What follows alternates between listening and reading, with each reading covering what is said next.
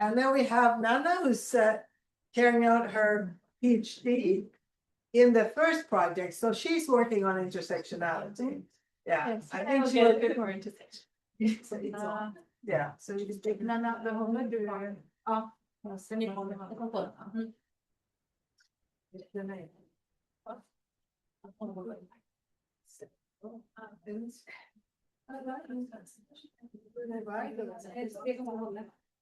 Always. Oh no. So No. yeah, Nej. no. Nej.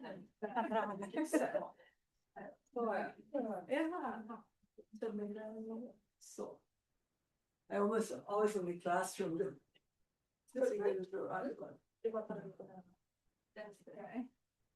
So, can you hear me? No. Great. Those, Also, I was wondering, because I have my notes here, is it okay if I stand here? Even if you... Okay. You hear me better? Okay. Or closer?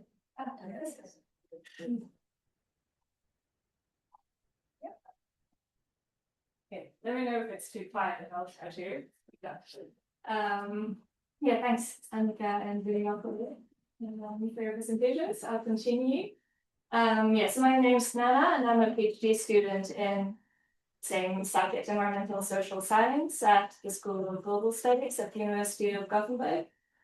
And I'm part of the research project Intersectionality and Climate Policy, and within that project, my case study has been the city of Gothenburg. So that's been my main focus of my PhD research, where I've been looking into and analyzing barriers, hopefully also solutions for integrating more justice and social perspectives into their environment and climate work.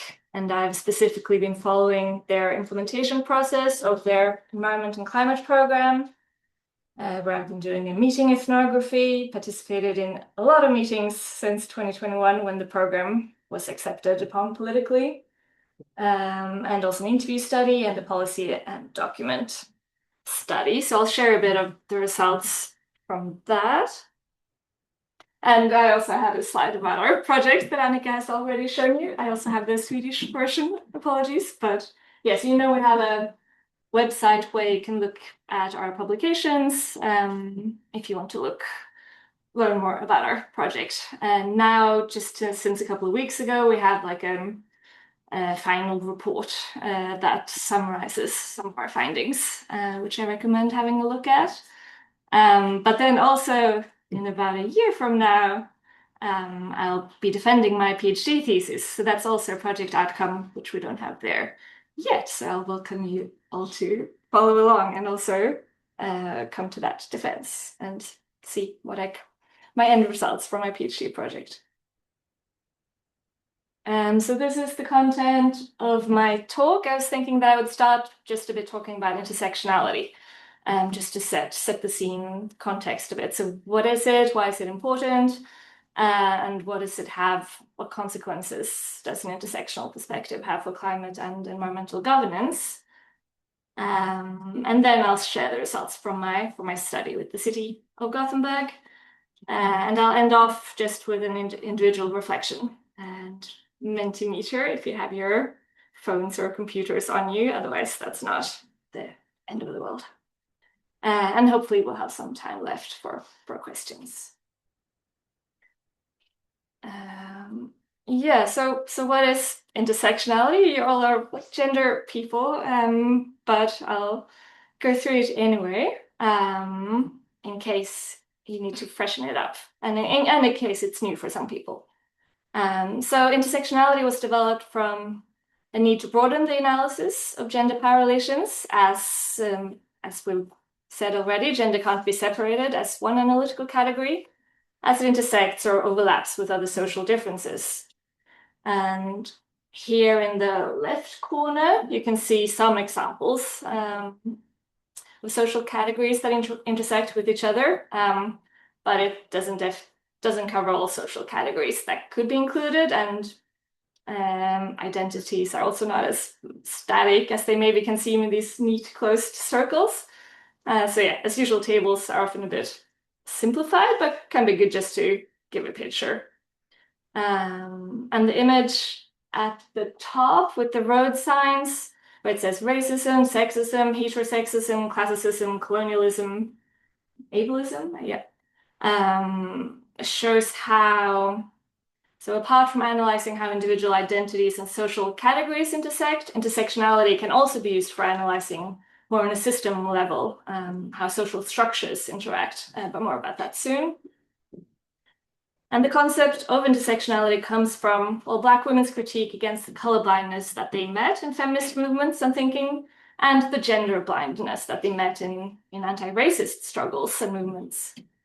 So many Black women, they felt excluded from the women's movement that was supposed to represent all women, but which was led by white middle-class women, and thus questions and a politics that benefited white middle-class women.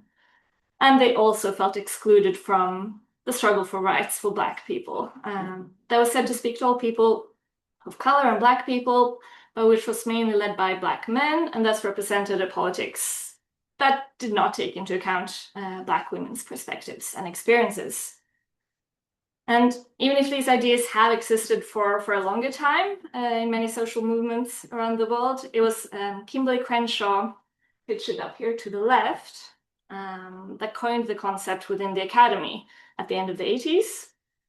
And she's contributed lots with opening up for analysis of overlapping experiences and patterns of between sexism and racism, especially these two categories. And since then, intersectionality has been developed substantially, and it's being used for analysis of how, for example, gender is also connected to, like we've said, class, ethnicity, sexuality, age, religion, place, so on. And here at the bottom right corner, I've included a quote from Audre Lorde, an influential feminist thinker, author, and civil rights activist, that reads, "There's no such thing as a single issue struggle because we do not live single issue lives." And more recently, researchers and activists interested in climate change and environmental justice have become interested in intersectionality.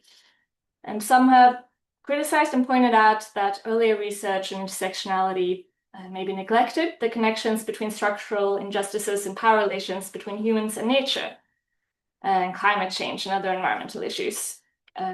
Or maybe not necessarily criticized the earlier research, which has also been super important and still is, but pointed out how intersectionality can also be used in this way. So how one can build on this earlier work on intersectionality and also be able to analyze and address these types of challenges that we're facing today. So by also uplifting the focus from an identity level, like the social categories, it's been possible to show how social and economic inequalities and climate change and environmental issues are connected and systemic, and how they're not possible to separate.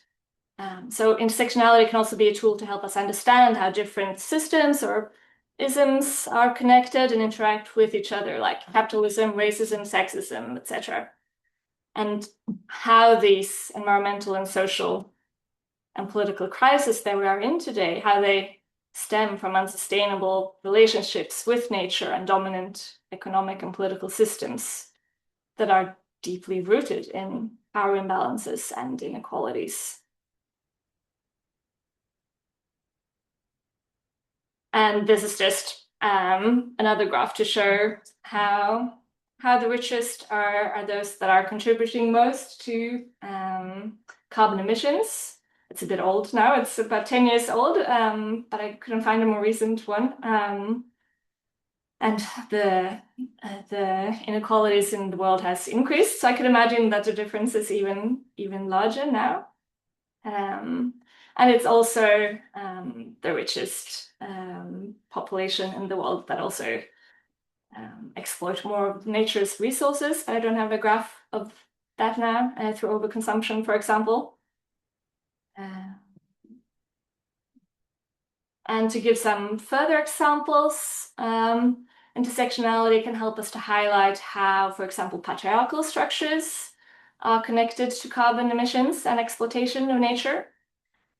So-called male elites that Martin Hultmann and others have researched about. He was at Chalmers, but he recently became a professor at the sociology department at Gothenburg University. How they are responsible. His research is about how male elites are responsible for the largest proportion of carbon emissions. They have strong vested interests and own much of the fossil fuel economy. Male elites are to a larger extent climate change deniers, and they have most power in decision-making processes. And this is, of course, problematic, as Annika has also talked about already, when male elites are overrepresented in climate decisions and other decisions as well, for that matter, as the decisions then become less democratic and legitimate when not all groups in society are represented.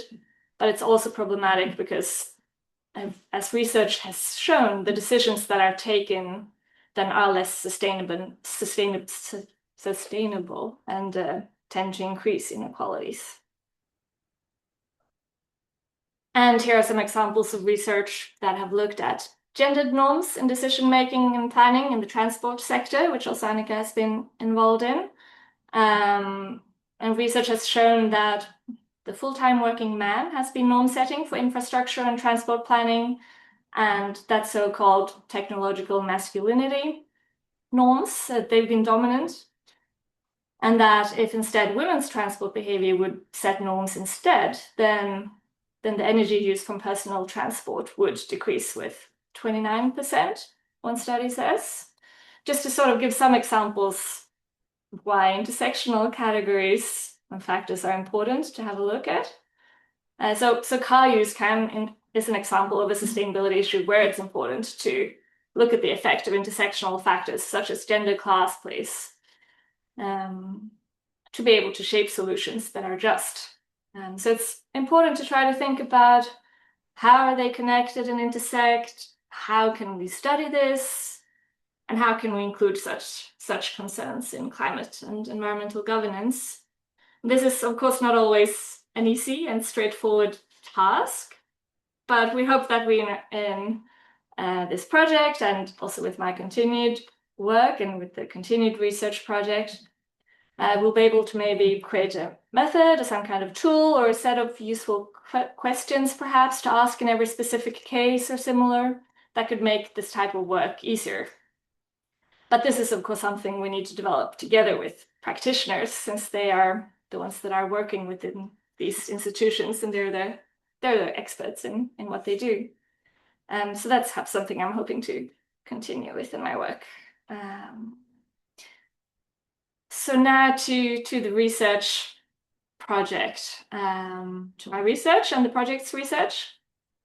So I've studied the city of Gothenburg, as I said, that Annika has also mentioned, and that's why I included them here. We've also studied state agencies, the Swedish Transport Administration, Trafikverket, Vinnova, the Swedish Innovation Agency, the Energy Agency, and the Environmental Protection Agency.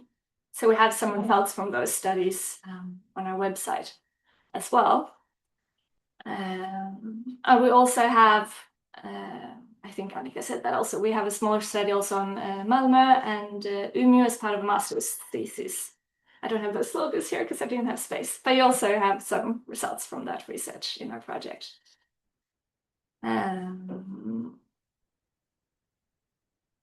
But yeah, why have we decided to focus on these institutions on national and local level?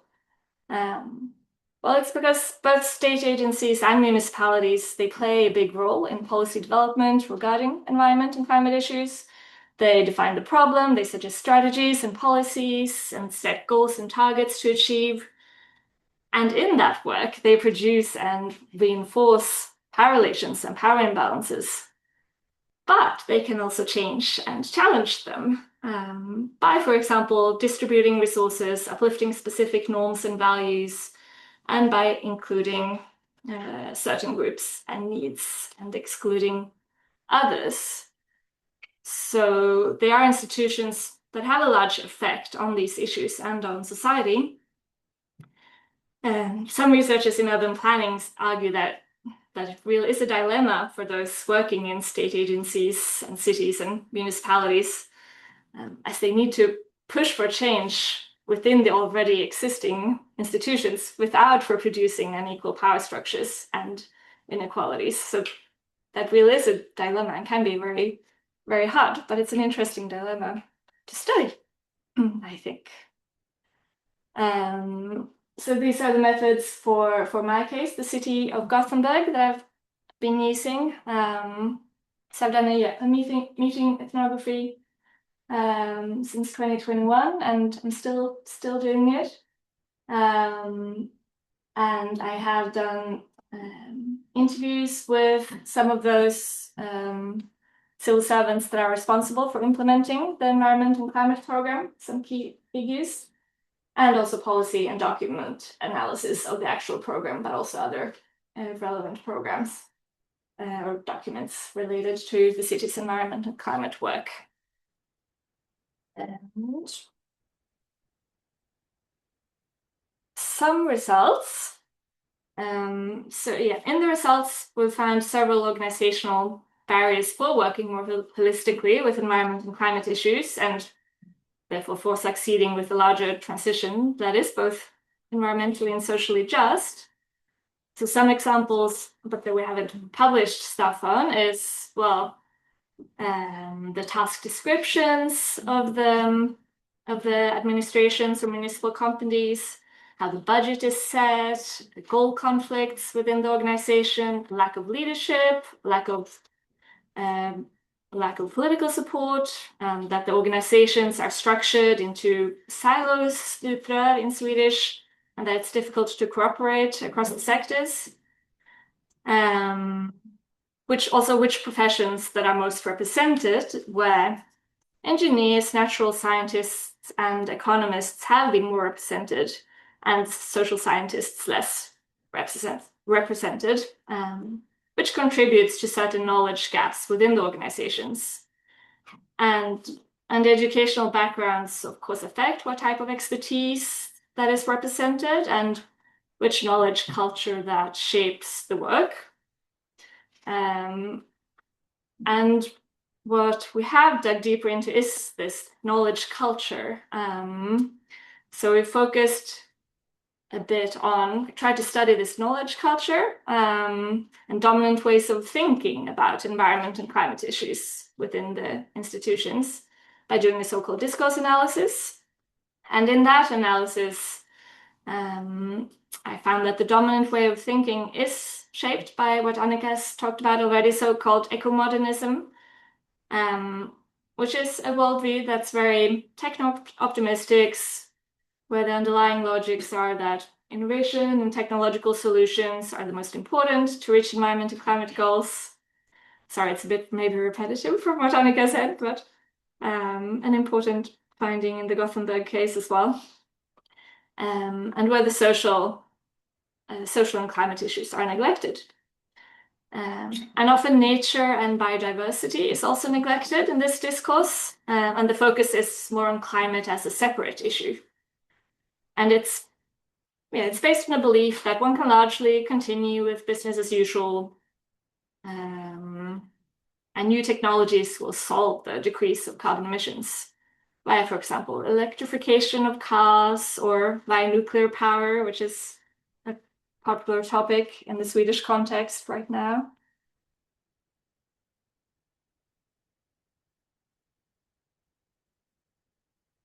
And in our research, we'll use institutional theory, which studies how change can come about within institutions.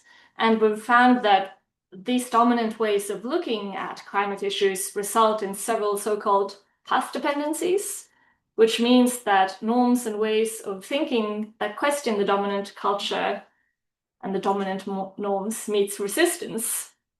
And one result of this path dependency is that some civil servants within the organization in the city of Gothenburg that are trying to integrate new or different perspectives, such as a larger focus on gender or social justice aspects in their climate work, they've been rejected as too political or activist even, and or they have been scared, carried feelings of fear that they'll be interpreted as too political. So therefore, there's been a culture within the organization where justice aspects are seen as political and thus less suitable for a civil servant in the public sector to work with, as they are expected to be so-called neutral bureaucrats, so that they do not lose their legitimacy. And this, we and I think, is super interesting.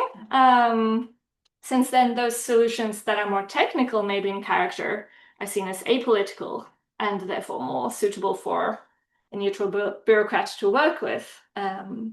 Maybe because they do not question the business as usual and current power relations and imbalances as much. So in my research, in one of my upcoming publications, I try to make visible and also explain why it is that some issues are seen as political while others are seen as apolitical. And I highlight there how these seemingly technical and techno-optimistic solutions are no less political than those solutions that are pushing for a larger transformation and change of the business as usual and change of current power relations, because it is as political to uphold as it is to push for change. And the ecomogenous discourse also enhances what we in one publication refer to as silo thinking. That publication is about how silos within the organization, where, for example, environmental administration are those that work with environmental issues, and the social administrations are those that are supposed to work with social issues, how that's not just an organizational issue that results in difficulties to cooperate across the sectors, but that it's also a knowledge issue and an issue concerning how one sees the problems at hand, as if they are connected or not. When current problem formulations and solutions and dominant ways of thinking, environmental and social issues are separated.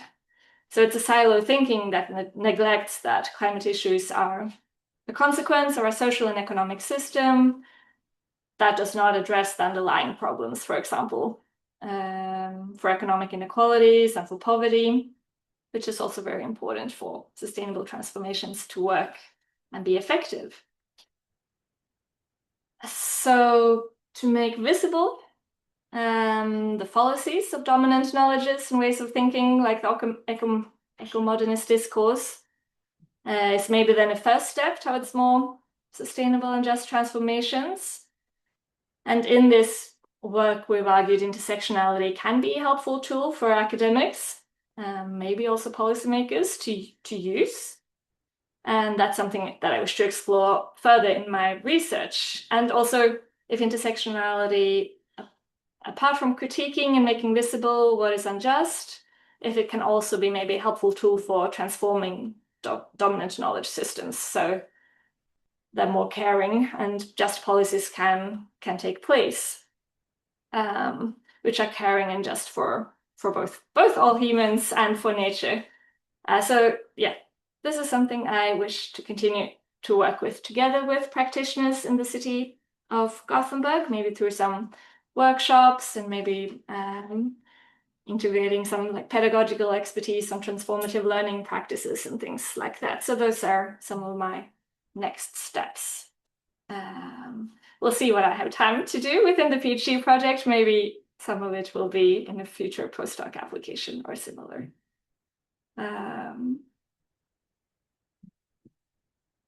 Yeah, so that was a bit about the research results, and I've talked a lot now. So I thought I'd also give you, what time is it? 25 past. 25 past. Okay, so I have, yeah, okay, plenty of time. Yeah. So I thought, yeah, we can do this for 10 minutes, just to give you a chance to, because you've listened to all three of us for such a long time, just to reflect a bit yourselves. I wasn't sure when I made this question how many of you would be practitioners or academics or working in NGOs, but it's sort of an exercise to think about the power relations involved in your work. So even if you're an academic, what the work you do affects people and nature. So it's an exercise in thinking, getting to think about how your work affects the world. But I also added so how does my work affect humans and nature? And if possible, provide some concrete examples. Can I identify any winners or losers?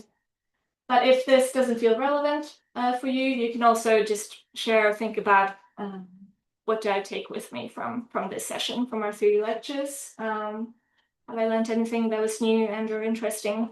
It'll always be good before leaving to just get some minutes to write down what you've learned so you don't forget everything when you leave the room. So yeah, if you haven't used Mentimeter before, you just go to menti.com. The address is down there, and you write in the code 39159189. And you can have 10 minutes for this, and then we'll open up for questions afterwards. So if you think of questions while you're doing this, just write them down. You'll have time to ask them later. If you don't have any questions, just please go ahead. But otherwise, just raise a hand and I'll come and help if you have any technological issues or don't understand what you're supposed to do.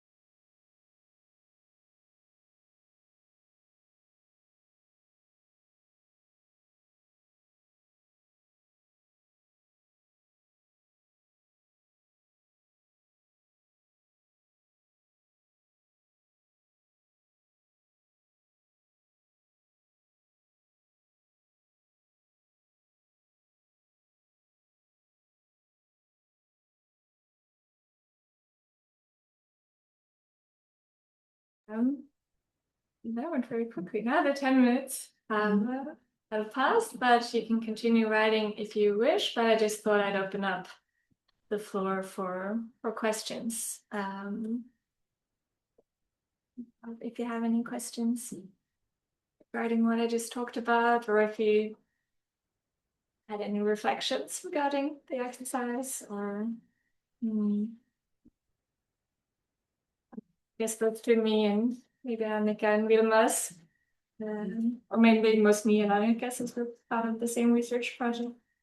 Yes, Marcus. Yeah, I just, my name is Elena, I'm from London. More or less. I just have a question about your use of intersectionality. I thought that's really interesting way of thinking, you know, kind of moving away from identity to more structured applications, which, yeah, and I kind of thought too then a little bit to Annika's reply to Esme about what can we do, and then for me it's kind of like going to the more activist way, you know, to using what we learned to become more activist in our approach to problems. So I was thinking, as a person who lives in Gothenburg, always I don't own a car, and you always, you know, you're using public transportation. And I was wondering if the kind of who makes decisions about things like you know, like where the trams go, and I mean, there you know, why do we suddenly have a new tram line out to one of the richest areas in Gothenburg when one of the more working class areas has been on tap for 25, 30 years and nothing has been done, you know, I mean, well, I mean, I understand that there are people who make decisions, but are these the kind of issues that are being a part of your PhD study as well? I mean, who makes the decisions and how are they made and by whom? So, I mean, okay, for those of you who don't live in Gothenburg, we now have spending millions to get a new spore wagon or tram line to Lindholmen, which is lovely. I mean, I live here. People don't think they live on Hisingen, but that's another question. But then on the other hand, we have Backa, which is a working class area, which it was actually prospected one time with the idea that the trams would go all the way there. Now it's not even on the agenda anymore. So, you know, it's interesting how who makes decisions and why they're made and in what time and place. Because this Backa is a typical working class area, some areas which are kind of economic, or what do you call it, these kind of danger zones or whatever because of gang criminality. So yeah. Is this part of the stuff you say?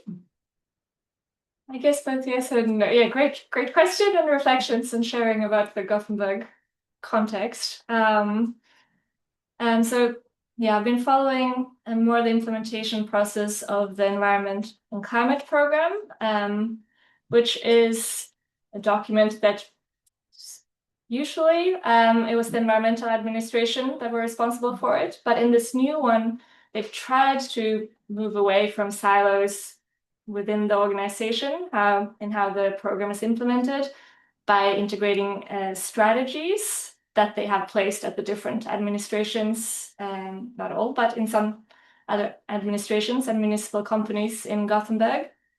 And these like strategy officials meet often, monthly, and discuss like what are the barriers and solutions for integrating the environment and climate program in Gothenburg, which has been really interesting to follow. And I didn't mention in my presentation, but the environment and climate program in Gothenburg is quite interesting and stands out, I think, in a Swedish context, that it is quite ambitious. They're supposed to be carbon neutral by 2030, which won't happen. And there are a lot of references to Agenda 2030 and the environmental administration also has projects on just transitions and have shown quite a lot of interest in those issues.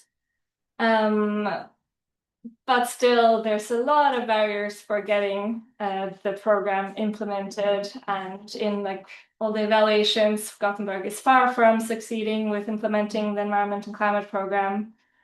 So like within the program, you can see, okay, there is also like other types of discourses than this eco-modernist discourse existing within, like that has been part of shaping that program. And I also meet like key people that are trying to work with it, that maybe have other types of ways of seeing environmental and climate problems and value social issues and justice perspectives. But I'd say it seems like they're a minority, and they're really struggling with that the dominant discourse is so eco-modernist, and that there is a little understanding about definitely about intersectionality, but also gender and why social aspects are related to environment and climate issues, and why it's also Gothenburg, the city of Gothenburg is such a large organization, so and it is like they rarely meet at different administrations. So I'd say those working with, I haven't studied this, but I'm assuming maybe you have. I mean, I don't know if they have gender experts in the administration working with transport and I don't know. I don't know about specifics, but it's of course, it's usually the tekniska nämnden. Yeah. But they might, I don't know, is it tekniska nämnden in Gothenburg? It was before, I don't know, but you know, we had the two, one is the soft one and they have the S&T, Yeah. you know, technical and social, and Yeah. they never meet. Yeah. Yeah, so that's where those decisions maybe are taken, and Yeah. the issue of silos comes in there, Yeah. of course.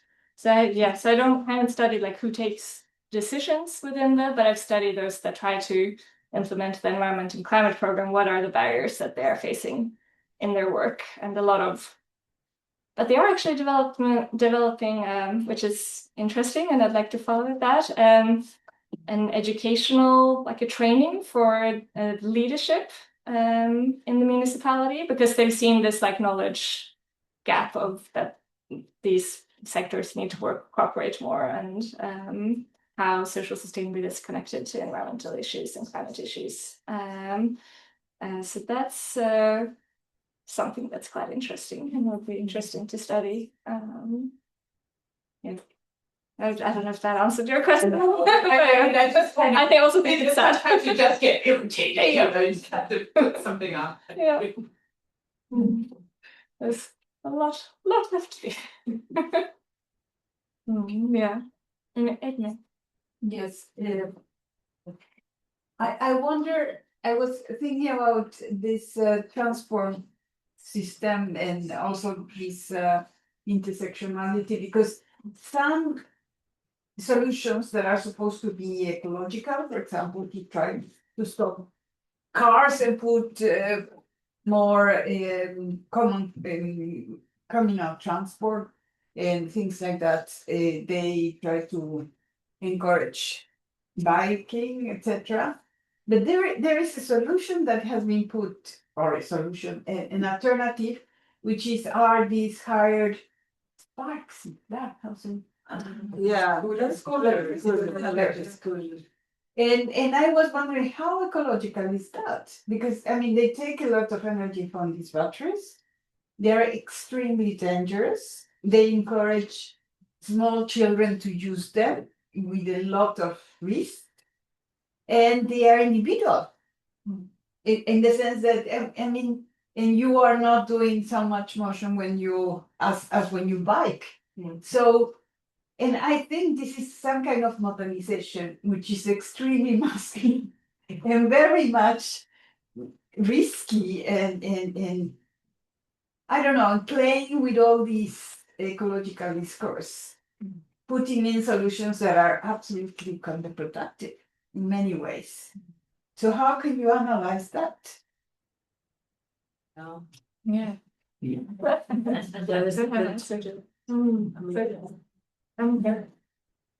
I mean, I think it takes away, I mean, the transport planners, of course, work on these issues, and I'm not a transport planner, but I have been in projects with them, and it's also, they're not very happy about these electric scooters because it does take away from public transport, right, which you want to use. So yeah, so there is some problems, and also of the way that they move in the public space for creating obstacles. When they used to be, remember when they used to be put anywhere, for prams and disabled people in wheelchairs, and you know, if you have impaired sight or something like this, it's very dangerous.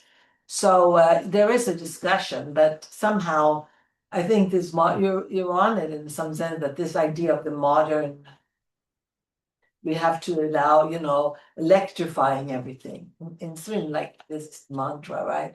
Electrify, then we'll save the world. And it's just the myth. It's just the myth. It's the part of the myth here, because now we're gonna have to get nuclear energy. The idea of a feminist idea is we need to slow down. I mean, we can't just say, oh, more and more energy, just more and more energy. We need to say, okay, conserve the energy, but it's very difficult to stop this way. You have to have a stronger state, or I think we have to. Okay, of course. Here, Great time. It was just a quick reflection. I think it's interesting, your study on the intersectionality on environmental issues in Gothenburg City, because in development aid, and when we do development aid to other countries, we're much more stricter on them integrating intersectionality, gender perspectives, etc., than we seem to be in our own, communities. So that's an interesting point, I think. Yeah, that's very interesting. I think that's a very good observation. I think you're right on. Right on that. And that's the same thing with the program. To also critique even if I said it's quite ambitious, it's definitely not perfect. Because the only times when they talk about environmental justice, it's about the effects that the city of Gothenburg have in other parts of the world, but they don't mention the inequalities within the city within the program. Yeah, it's interesting. Okay, so I would like to thank Annika and the whole team, my Nanna, and unfortunately somebody that was ill that was going to participate, and we want to give them some gifts. Thank you so much. Gifts for this participation.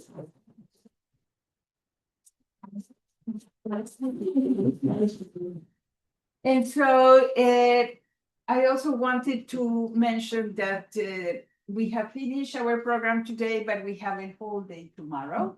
So I really encourage you to come tomorrow, because there are going to be many interesting themes tomorrow. We have also new panelists that are going to present other kind of themes, conflicts, violence, economy. So please try to come, try to bring other people to come as well. And we have some changes in the schedule tomorrow.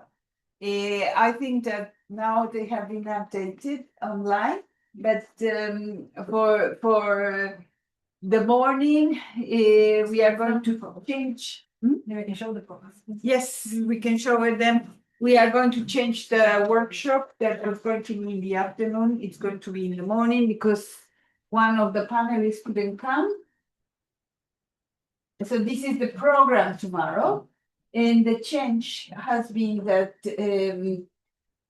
it's Olga that starts 10:30 after all the first, which do not change. The first ones do not change. And then after that, we have the workshop, another workshop. And then we have lunch, and then we have the economy, but then we have also, I think we missed that. Yes, after we have at 2 o'clock, we don't have backlashes. We still have another panelist that was not in the program before. It's below the after the break. After the coffee break. Ah, okay, yes. This is new to us as well. Yes, yes. Which is, we couldn't have the Palestine presentation, unfortunately, but we are going to have another conflict, a very fresh conflict regarding the case of India, Pakistan, and Kashmir from a gender perspective. And we have the best specialist in those issues, which is also from Global Study. That is great. yeah. Yes. She's coming. She accepted gracefully to step in just in the last moment. So I think we had a fantastic situation to have her here. It's really a privilege. Swati Parashar is really very, very well known and an expert on these issues, and very well involved in all what is happening in Pakistan, India, and the situation in Kashmir right now. So I welcome you to come this and to participate tomorrow as well in this. And we are telling you as well that we have lunch included, completely free, of course, and everything is being recorded. So we will have as well a recorded version of the whole conference that will appear in our homepage, in GADIP's homepage, and I hope it will also go to Whitelist. But thank you for coming today, and very welcome tomorrow.